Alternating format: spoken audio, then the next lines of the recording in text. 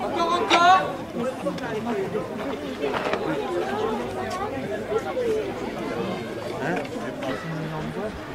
Bonsoir à tous.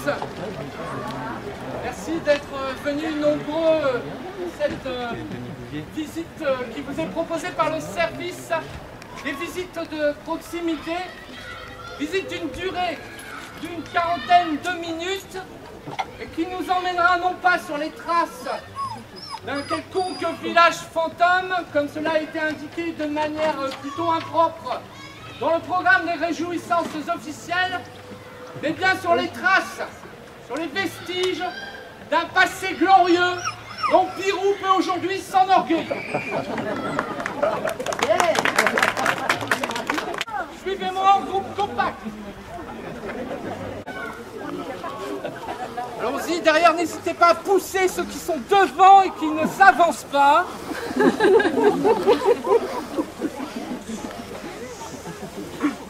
Voilà. Est-ce que tout le monde me voit? Non. Pirou se souvient des temps anciens, de la Normandie, des Normands, des ancêtres, des descendants des Vikings qui jadis bâtirent ici une cité dont les vestiges presque intacts sont encore visibles à quelques pas d'ici, sous nos yeux émerveillés. Mais avant d'y parvenir, quelques observations s'imposent. Suivez-moi. Ils sont un peu derrière. Alors, de leurs ancêtres, les Vikings, les Pirouésiens ont gardé certaines coutumes, notamment en lien avec le culte des morts.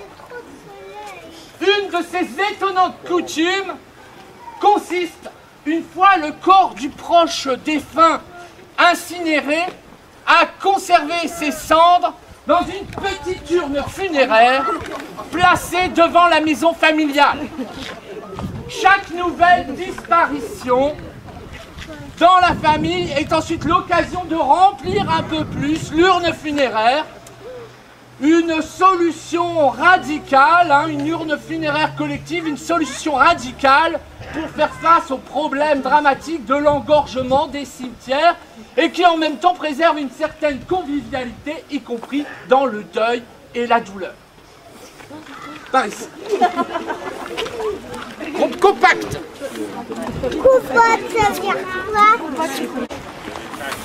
Dans le calme et la dignité, Alors nous pouvons sentir ici combien les lieux semblent emplis de solennité et de grandeur. Nous sommes de toute évidence devant un édifice religieux ancien que l'on peut approximativement dater du Xe siècle après Jésus-Christ, l'époque des châteaux forts, comme en témoigne ici ce créneau, mais également l'utilisation massive de pierres de taille. Par ici. Mais le moment est maintenant venu de nous enfoncer dans le village pirouésien, dans le calme et la dignité. Ce qui frappe l'attention lorsque l'on s'intéresse à l'habitat traditionnel pirouésien, c'est avant tout son extrême luminosité.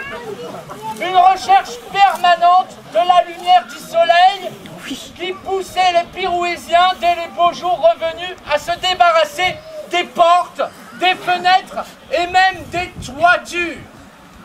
Suivez-moi.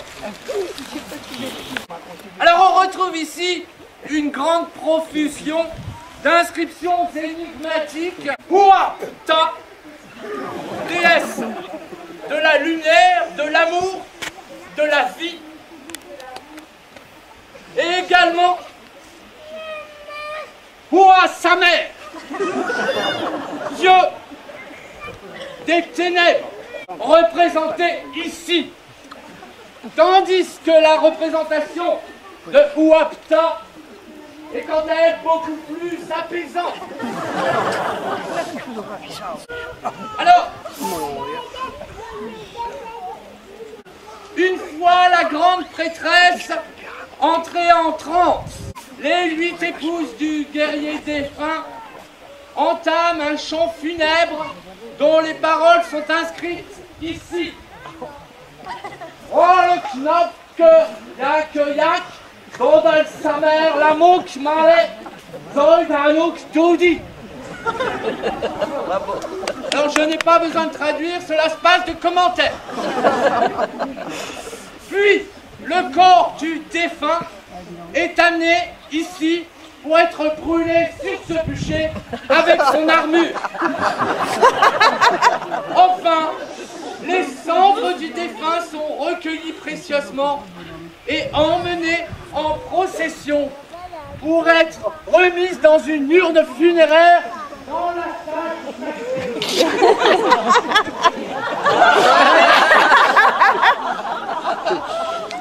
Il s'agit d'un site sacré quand même. Hein. Alors nous remontons.